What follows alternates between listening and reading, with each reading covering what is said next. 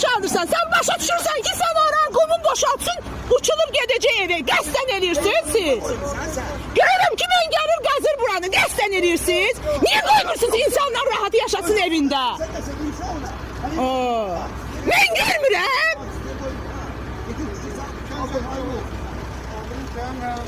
Mən sənə dedim, buranı qazsan, mənim evimə nəsə olsa, sizi mən ciğərinizi qopardacağım yerindən.